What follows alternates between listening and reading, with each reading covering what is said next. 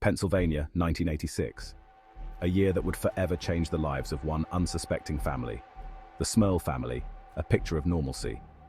Jack and Janet Smurl, along with their 4 daughters, Dawn, Heather, Colleen, and Shannon, seemed like any other family.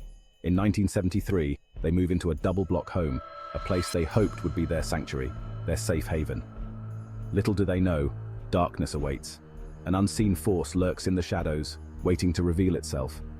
Jack and Janet Smurl, along with their daughters, Dawn, Heather, Colleen, and Shannon, are about to face unimaginable terror. Their lives are about to be turned upside down. The family tries to ignore the unsettling events. They tell themselves it's just their imagination. They tell themselves it's just the house settling. But the noises persist, growing more insistent, more impossible to ignore. But deep down, a seed of fear is planted. Something isn't right. The feeling of being watched, the sense of an unseen presence, becomes impossible to shake. The Smurl family is about to embark on a journey into the unknown, a journey that will test their strength, their faith, and their very sanity. In West Pittston, Pennsylvania, the Smurl family relocated to a duplex on 330 Chase Street after their home in Wilkes-Barre was flooded by Hurricane Agnes. Initially, they attributed strange occurrences in the house to its age, but soon felt a malevolent presence as unsettling events unfolded. As the Smurls worked to upgrade the property, their trouble began.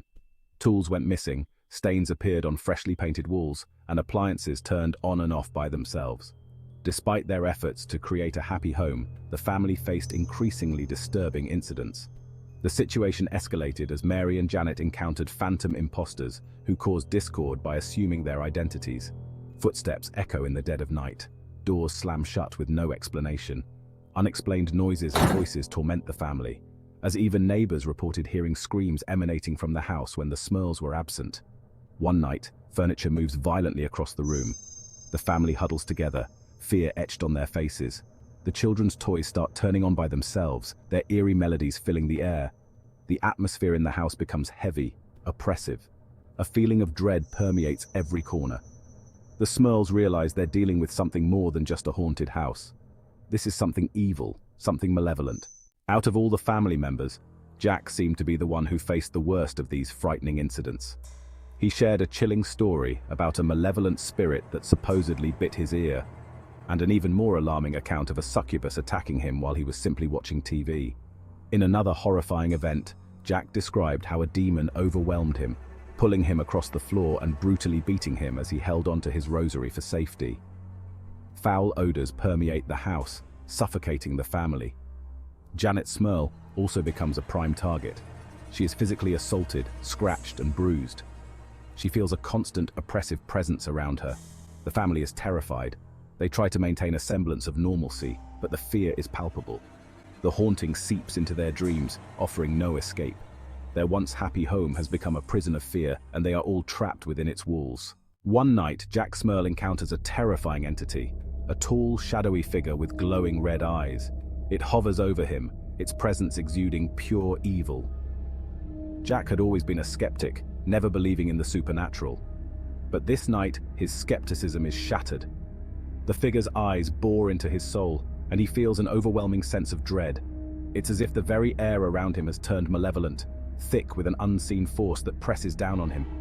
Jack is paralyzed with fear, unable to move or speak. His body betrays him, frozen in place as the entity looms closer. He tries to scream, but no sound escapes his lips. The entity vanishes as quickly as it appeared, leaving behind an icy chill that seeps into his bones. The room feels colder, and Jack is left gasping for breath, his heart pounding in his chest. He wonders if it was all a nightmare, but the lingering cold tells him otherwise. The family is shaken to its core. They have seen the true face of the evil that haunts them. Each member of the Smurl family has had their own encounter with the dark presence. They share their experiences, each story more horrifying than the last. The once warm and loving home now feels like a prison, with an unseen warden watching their every move. The children, too, experience terrifying encounters. They see shadowy figures lurking in the corners of their rooms. At night, they huddle together, too scared to sleep alone. The figures seem to move with a purpose, always just out of reach, always watching. The children's laughter has been replaced with cries of fear, and their dreams are plagued with nightmares. They hear whispers calling their names.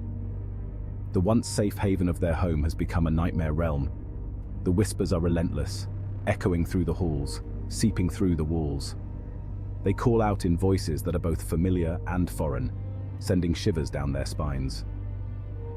The family feels trapped, unable to escape the malevolent force that has taken over their lives.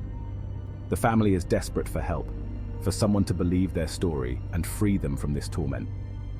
They reach out to friends, neighbors, and even paranormal investigators, hoping someone can provide answers. But skepticism is rampant, and many dismiss their claims as mere hysteria. The Smurl family clings to each other, their bond the only thing keeping them from falling apart. They vow to fight this evil, to reclaim their home and their lives no matter the cost. As if the haunting wasn't terrifying enough, new entities emerge. Grotesque, demonic pigs with glowing eyes appear. They growl and snarl, their presence filling the house with a stench of decay. The family is horrified. The demonic pigs become a recurring nightmare, tormenting them both physically and psychologically. The Smurl story spreads, attracting the attention of paranormal investigators. Ed and Lorraine Warren, renowned demonologists, hear their plea for help. The Warrens, known for their work on cases like the Amityville Horror, believe the Smurls are dealing with something truly demonic. The Smurls, desperate for relief, reach out to anyone who might help. Priests, psychics, paranormal investigators, they leave no stone unturned. Some dismiss their story as a hoax, but others sense the genuine terror that clings to the family. The family undergoes countless blessings, cleansings, and even exorcisms. But the haunting persists, relentless and cruel. The Smurl story becomes a media sensation. Newspapers and television crews descend upon their home, eager to document the chilling tale. The family is thrust into the spotlight, their lives turned upside down, but amidst the chaos, they cling to hope. Hope that one day, this nightmare will end. At this moment, the Warrens come forward to help them. Upon arriving in West Pittston, the Warrens quickly asserted that the Smurl residence was a hub of unusual spiritual activity. Ed Warren described feeling a chilling presence and a sense of malevolence on his first night at the house. As he held a crucifix and called upon Jesus Christ, a dark figure appeared, heightening the feeling of evil. In a statement to the local Wilkes-Barre newspaper, Warren straightforwardly stated that there was a powerful, invisible entity in the home capable of causing physical and psychological harm to the family. While her husband prepared to confront a malevolent entity, Lorraine Warren, who was said to have psychic abilities, explored the Smurls' house. She interacted with their daughters in an effort to draw out the spirits. After conducting tests, Lorraine determined that 4 distinct psychic entities were present with the Smurl family. These entities included a kind older woman, a malicious young girl, a man who had a tragic fate in the house, and a poltergeist that controlled the others. The Warrens believed that the main demon orchestrated the chaos caused by the other spirits to disrupt the family. Ed suggested that the demon had been gaining power gradually since the Smurls moved in, using clever tactics to harm the family's mental and physical health. Despite being intangible, the entity posed a serious danger to the Smurls' safety and peace. Ed Warren claimed to have audio recordings of the demon's unsettling actions in the house and witnessed objects moving mysteriously in the Smurls' bedroom. Despite his efforts to banish the spirits by invoking Jesus Christ, they persisted. Initially skeptical, the clergy in Scranton eventually took the Smurls' situation more seriously as the severity of their experiences became apparent. Reverend Gerald Mullally, Chancellor of the Diocese of Scranton, showed sympathy towards the Smurls, but refrained from definitively attributing the disturbances to demonic forces. In an attempt to delve deeper into the matter, he sought help from Reverend Alphonsus Trebold, a theology professor at St. Bonaventure University in New York. Despite this, Trebold did not travel to see the family in need.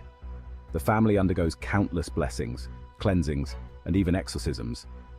But the haunting persists, relentless and cruel. The Smurls' story becomes a media sensation. Newspapers and television crews descend upon their home, eager to document the chilling tale. The family is thrust into the spotlight, their lives turned upside down. While the Smurls had gained the support and belief of many individuals interested in the supernatural, they also encountered a significant number of skeptics and doubters. These skeptics included local journalists and experts in psychic and paranormal phenomena, who strongly dismissed the hauntings as a hoax. Paul Kurtz, who was then the chairman of the Committee for the Scientific Investigation of Claims of the Paranormal and a philosophy professor at the State University of New York, questioned the credibility of the Smurls. He suggested that the family's testimonies lacked objectivity and reliability, and he even criticized the Warrens, who were assisting the Smurls. Feeling extremely stressed and unable to find the help they needed, the Smurl family made the decision to leave West Pittston in 1987. They gathered their belongings, said goodbye to their haunted house on Chase Street, and moved back to Wilkes-Barre in the hopes of finding some relief from the constant supernatural disturbances. Surprisingly, the new residents who moved into the duplex after the Smurls left did not encounter any strange events during their time there. Deborah Owens, who moved in during February 1988, mentioned that she never encountered any supernatural activity while living in the duplex. Another resident on the opposite side of the house shared the same sentiment. It is believed that the new occupants may have been protected from danger because the evil spirits stayed with the Smurls at their new residence. The Smurl haunting remains a subject of debate and fascination, a chilling tale passed down through generations. Was it a genuine case of demonic possession, or a case of mass hysteria? Skeptics argue that the events could be explained by natural phenomena or psychological factors, while believers hold steadfast to the notion of a supernatural presence. The story has inspired books, documentaries, and even a movie, each adding layers to the mystery and intrigue. The Smurl family's ordeal has become a touchstone for discussions about the paranormal, raising questions about the nature of evil and the boundaries of human understanding. Whatever the truth may be, the story of the Smurl family serves as a chilling reminder that some mysteries are best left unsolved. Their story is a testament to the enduring power of fear and the unknown, a narrative that compels us to look over our shoulders and question the safety of our own homes. As we ponder the Smurl family's experience, we are reminded that the line between reality and the supernatural is often blurred, and that sometimes the most unsettling stories are the ones that remain unanswered.